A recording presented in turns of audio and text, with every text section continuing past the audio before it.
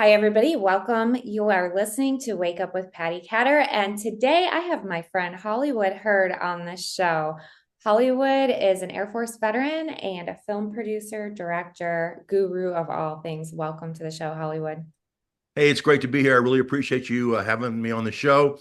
We just watched the Office Joe trailer, and that's a new show that Nick Palmisciano wrote and directed, and I produced for him. You know, most movies, TV shows about veterans are one of two things. They're either superheroes, they carry, 400-pound packs on their back and they shoot 80 guns and they blow up everything through the whole movie, or they're so damaged that he or she can barely function in civilian life. So this is a whole new take about military transition. And the TV show is about a guy named Joe Hauser. He was a sergeant in the Army. He gets out of the Army and he goes to work at a boutique marketing firm in Chapel Hill, North Carolina. And all of the things that happen to him as he tries to integrate into the civilian life after having been in the military for 10 years. That's incredible. And I've seen the show. Not gonna lie, it's amazing. And it's spot on. So those of you who know me know that I've been a veteran advocate for 17 years. I've heard all sorts of stories. All right. So I know these stories are true, but Hollywood, how did you even come up with this? Did you take your knowledge or somebody else's knowledge? How did you put this together? It's amazing. Well, what we did was Nick, myself, Dan, and Teresa. We kind of had a writer's room, and we sit down and we outlined 6 episodes. The show is 6 episodes long.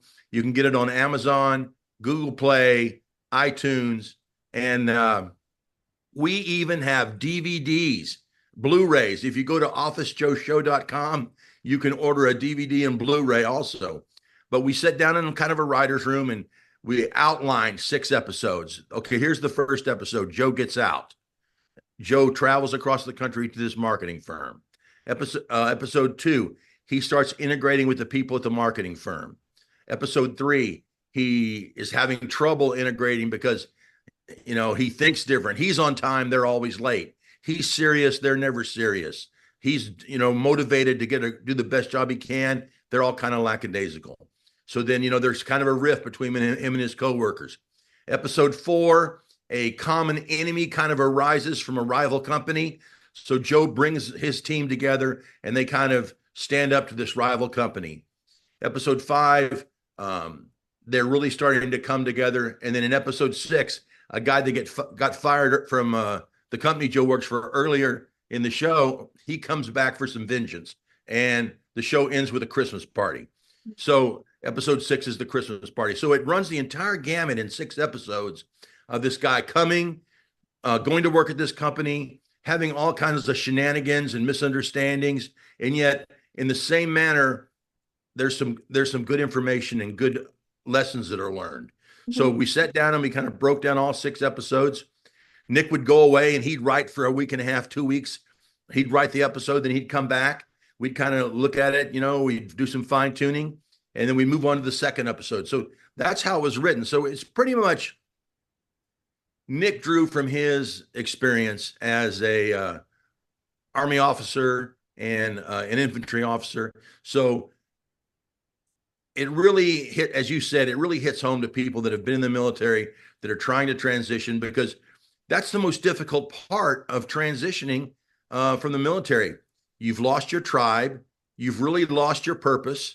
You are dealing with people who are completely different than you. And so it really hits home with veterans and first responders and people that have transitioned from a very rigid form of lifestyle. But the challenge for us was, how do we make a show that's still enjoyable and attractive to the civilian community? And we were really able to do that. So the humor is, we make fun of everybody, but we don't pick on anybody. You know what I mean? It's like all of us, no matter where we're from, we all have different things that other people think are funny or interesting. So we kind of did that. But in the end, we always show that everyone's different and we have to be accepting of the differences. And that's how Joe is able to integrate himself into the civilian community. He has kind of a mentor who's an American Legion commander, his old commander from the military. and Joe's always calling him and asking for advice. And at one point in the episodes, his former colonel says, Joe, you're in their world now. You have to fit into their world. They don't have to fit into yours. So meet them halfway. Show them that you have some great ideas and some things that'll make their life easier. But you also have to take lessons and take ideas from them so that you can make your life better. Mm-hmm. Which is so important. I've actually been helping with some veteran transition courses in Tampa, Florida. And one of the things we talk about is military have a hard time sometimes converting their resume from military to civilian. And I love that you're talking about this because it's so true. You could give a civilian all the acronyms in the world. You could tell them all of these cool things and training exercises that you've done.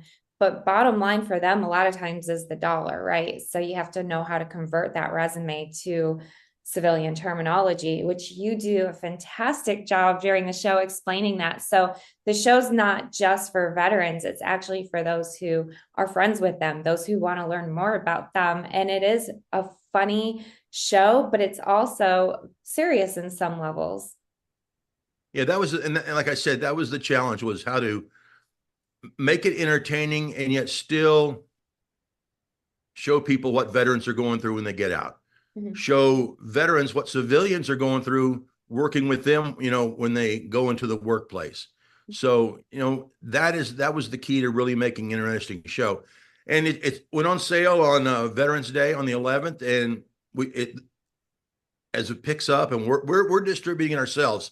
So we don't have a Netflix or a Hulu out there pumping the show up. It's just us through our social media, through word of mouth. You had Nick and Dan on shows to help spread the word. So that's how we're getting the word out. And, hopefully we will sell enough episodes that we can come out with a second season. We already have kind of a second season written out in a rough form. And so we're looking forward to hopefully being popular enough with folks.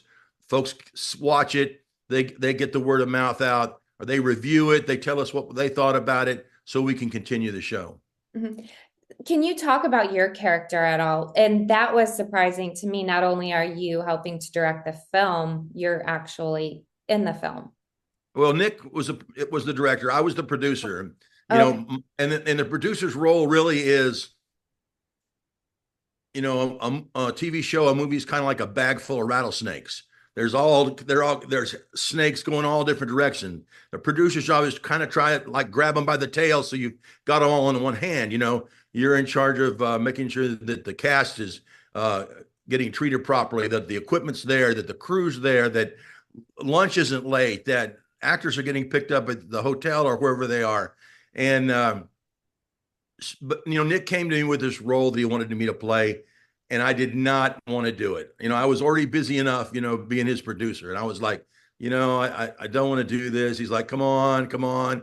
So he beat me up for like a month. And finally, I even gave a last ditch effort. I said, I can't do it. Use this other guy. This other guy is a huge veteran influencer.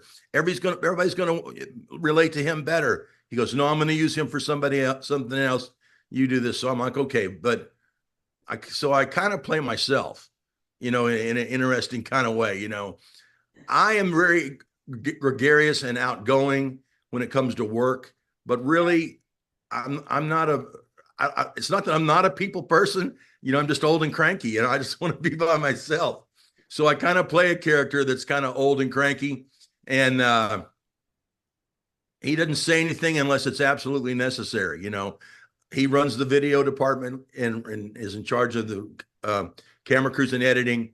And he only comes out, like when someone's being a jackass, or when someone's being mean or rude, or things are really about to fall apart. And he comes out and gives these ridiculous quotes, like the Italians had consiglieres, like it doesn't make any sense at all. It's a fact, but so my character is very interesting and mysterious. And I think it's episode 4 or 5. You really find out who I am and what I am. And so that's very funny. And Joe,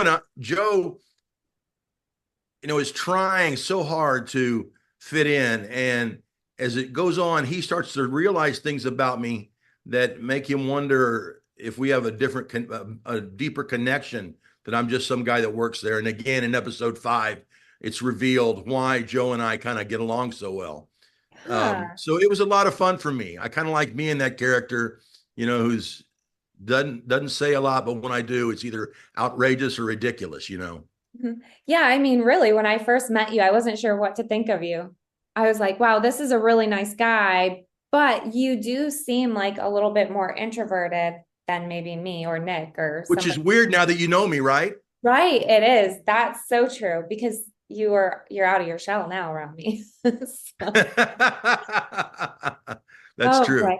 Yeah, yeah. So I have one question I always ask all of my guests on the show, and I'm going to put you on the spot. All So right, on the spot. on the spot, what is one trial you have had in your life, and how did you overcome that trial with triumph? And it doesn't have to be about Office Joe. We're going to continue to talk about it, but I got to ask this question.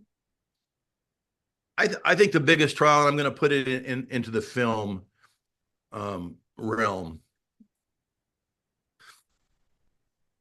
It's hard to do good quality, low budget filmmaking. You either don't have, because we finance this show all on ourselves. The show cost about $120,000 to do 6 episodes. That's like, it was a little less than $20,000 an episode. Most TV shows start at 150,000 and go to, like, Friends was millions per episode. The biggest thing is to be able to do something that's affordable, that's good. And the way that you can do that is you can't be extravagant. You have to have a plan. Like, we shot this show in 18, 19 days, which is unheard of again. Oh. You know, so working with Nick, I was like, Nick, these are the things that we need to do. We need to keep the locations down because moving takes time, and having multiple locations take money. We need to keep our actors to like 10 actors at the most. We need to have a great schedule and keep that schedule. The locations that we have to be able to light them and just shoot, not bring in 5 lights every time we're going to do another scene. So we shot in our office. We put lights overhead in the ceiling and softened them up. And that's how we shot. It looks like daylight all the time. So that really worked out well for us. We had 3 or 4 locations for the whole 18, 19 days. I'm going to say 80% of it takes place in the office. So that saved us time. It saved us money. 8 to 10 actors. Nick completely ignored me, and we had about 40. He makes a big joke Right. about that all the time. So I was pulling my hair out. But I think you can honestly say it's a great looking show. It doesn't look low budget. It doesn't look cheap. And that is something that's a challenge that we face all the time in our small little company, Diesel Jack Media, is working with what we have to make something look great. We just shot an Army Navy commercial for the Army Navy game because the American Legion is a co-sponsor of the Army Navy game. I had 2 football teams. We had actors in the press box. It was a big deal, and we did it with about 20 people. Any other production would have had 50 people out there. It would have cost $350,000, $500,000, and we did it for about $100,000. So that's the challenge. The challenge is being able to do bigger things, great quality with the small team that we have. Mm-hmm. And you're phenomenal. Oh my goodness. Just phenomenal. Well, So, thanks. It's just, I love it so much, and that's why. and I can tell it's always those who are most passionate about their job or whatever it is that they're doing that they go way above and beyond, which you do. And I've seen you go above and beyond for many causes. So one question I have for you is at the beginning of the show, we mentioned that you were Air Force veteran. You got out in the 90s, is that right? Yep, 94. Yeah. So after that, you started film, but how did that transition for you happen? I ran it when I moved back home. I ran into some guys I'd gone to college with, and they had a bunch of video equipment, and they were doing these commercials. And I don't know how it came about, but we were hanging out one night, and we were just talking. I'm like, you know what we should do?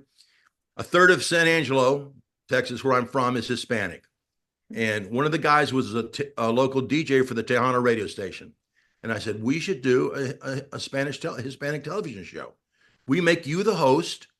We shoot quinceañeros, Tejano band competitions, and we put it on the air. And, and the guy's like, well, of course, because, he was a entertainer and a celebrity, local celebrity. He was like all for it. So that's what we did. And we bought some time on the local cable station. We showed the same show for 7 nights, and then every week we changed it to what we'd shot for the next week. And it became really popular. And through that, I met some other cameramen, and I met a director, and he was doing a show in Dallas. He brought me to Dallas to shoot it. I shot his deal, and there was a movie in Dallas. I went to work on the movie. They were all from LA. They brought me back to LA, and that's how I got into the movie business. And here I am 30 years later. Wow. And I don't think that you're going to stop anytime soon, right? Do you have any plans to try to retire ever? I want to go live on a beach and smoke cigars, but I don't. I'm hoping maybe 3-4 years from now. Nick's got it's kind of like a work release program from prison. I work for Nick, and Nick has to sign my parole papers, and I don't know if Nick's going to do that anytime soon. No, you're never, ever leaving. Never. So you are now the CEO of what? It's the Black Feather Foundation. So tell me about the Black Feather Foundation. I've interviewed you and Joe, and we covered a sports day. Tell me about that, and tell me what's going on with that. Yeah, the Black Feather Foundation. Oh my gosh, it's amazing. So those of you who don't know, you can go to our website, theblackfeatherfoundation.org. And thank you for bringing this up. But our founder, Joseph Robert III, along with some other great military veterans, founded the Black Feather Foundation. And they did that during the collapse of Afghanistan. I like to say that Joe was kind of like the linchpin. That's kind of my nickname for him. I think a few Well, other he was, because a bunch of vets went to UAE during the evacuation. Joe had a relationship with the king or the prince of UAE. Is that correct? It is the royal family over there. Yes. And he was like, okay, here's an airplane.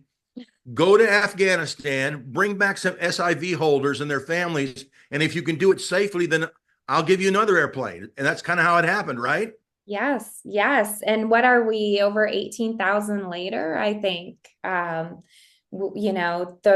Afghan refugee community is really special too. But Joe had some friends over in Afghanistan, and they called him up and they were like, hey, we heard that you might be able to help us, get some interpreters out, is how I understood it. And,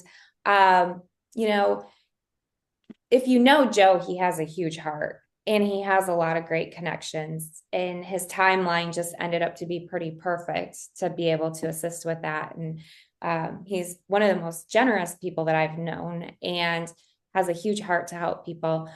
His father has an organization, or had one, called Fight for Children. It's still in existence today. It's 30 years later. Fight for Children, they help kids through sports health and education in the DC area. So Joe thought about it, and he's like, we could do this for the refugee community. And that's what we're doing. We're helping kids through sports health and education. So my understanding is Joe and his team brought approximately 18,000 refugees from Afghanistan to UAE. And then over the next 2 or 3 years, Joe stayed in UAE to make sure they all found homes in different countries, correct? And in the US. Yes. And now the ones that have been brought to the US, Black Feather Foundation is still helping them. And how does that happen? Mm-hmm. Well, we have an amazing program director here. He's an Afghan refugee as well. And he's able to help us streamline connecting with the families who are here in the DMV area, specifically in the DC area. And basically, we have these youth sports days, or we call them now the Black Feather Day to Play. We set these little areas up around the DMV area that are close to where the refugee communities are living. There's several different pockets around the area. We have, I believe, last I heard, there's about 40,000 Afghan refugees in the DMV area. And so there's quite a few. So we set up lunch, we set up sports programs, we have all sorts of activities for the kids. We actually have art workshops as well, and some other things that we have going on. We're starting some sponsorship programs so people can sponsor kids to go to school or have extracurricular activities. Now, the education system, they do go to public schools, most of them, but there are programs outside of school that are needed, such as tutoring to help them learn languages. You figure these kids are pulled from their country, right? And their parents are scrambling to find jobs and houses, and kids are trying to be kids, but it's hard for these kids to be a normal kid like mine or yours would be. So once they land in their home, Patty, do you know something that I don't know? what's that? Do I have some kids roaming around there somewhere that I don't know about? Oh, you don't have any kids. Thought maybe you got some secret communique or something. Well, I wouldn't be surprised. Should I call an action out asking around? You might not want to do that. No.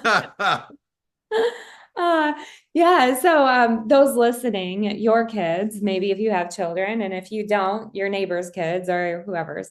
Basically, though, the kids are plopped down into their new home and they don't often know the English language. They have a hard time adjusting.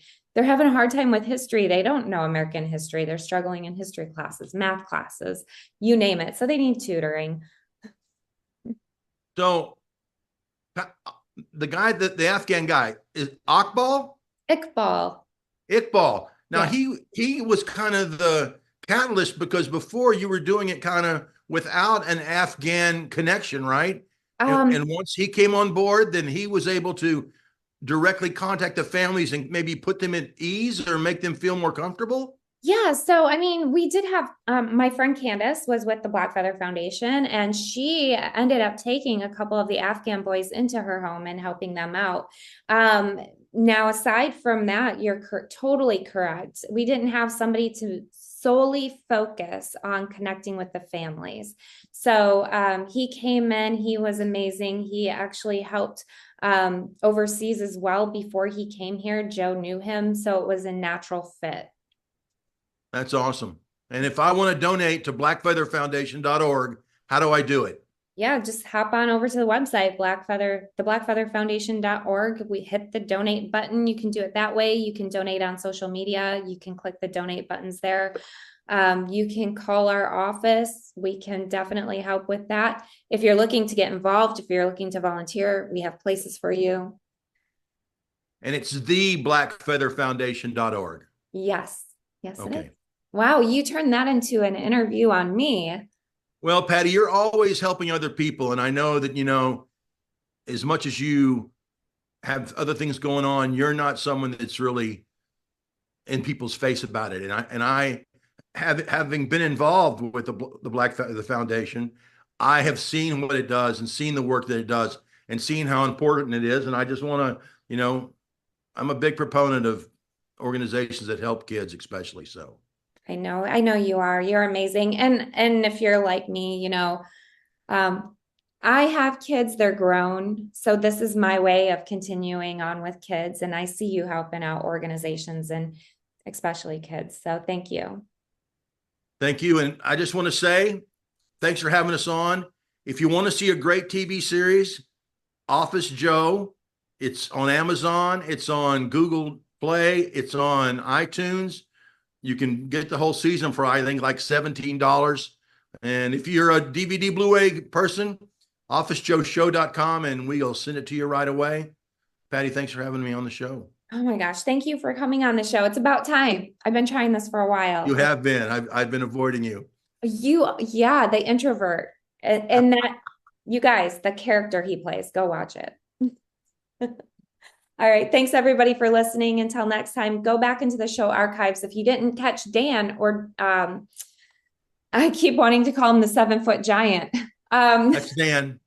Dan and Nick on my show, please do it. Until next time, I will see you later. Have a good day and head over to social media. Give Hollywood a like. Which Hollywood? What is your Instagram account? Hollywood the Texan. Thank you.